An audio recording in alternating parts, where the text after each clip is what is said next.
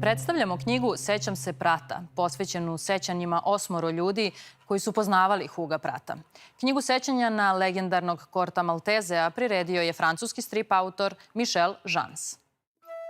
Hugo Pratt bio je poznati italijanski strip autor i tvorac čuvenog strip junaka Korta Maltezea, ležernog mornara avanturiste.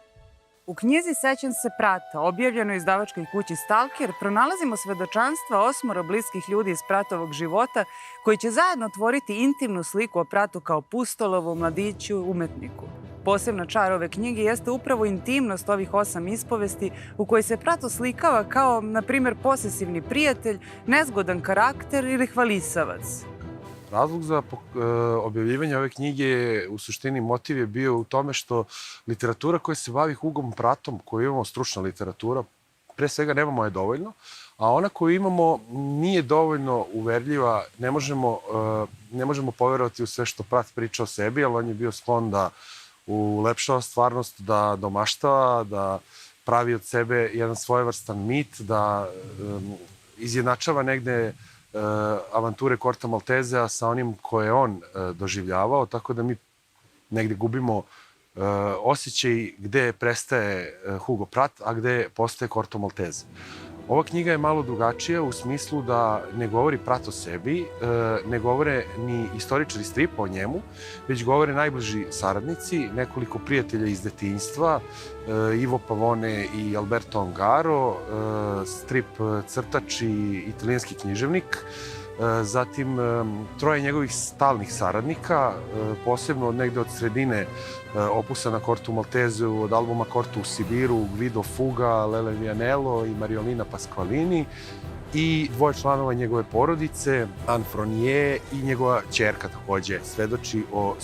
svom ocu i odrastanju uz njega. Inače, Anne Fronier je njegova druga supruga koja je poslužila kao inspiracija za lik Ani iz džungle, stripa koji je on radio pre Korta Maltezea, dok je, recimo, Mariolina Pasqualini poslužila kao vizualna inspiracija za lik Veneksijane Stevenson, koji se pojavljuje redovno u Kortu Maltezeu, jedan je od značajnijih ženskih junaka. Oni svi svedoče o Pratu na jedan intiman način, prikazuju ga, čini se realističnije. Naravno, i njihova svedočanstva moramo da uzmemo sa rezervom, jer su subjektivna.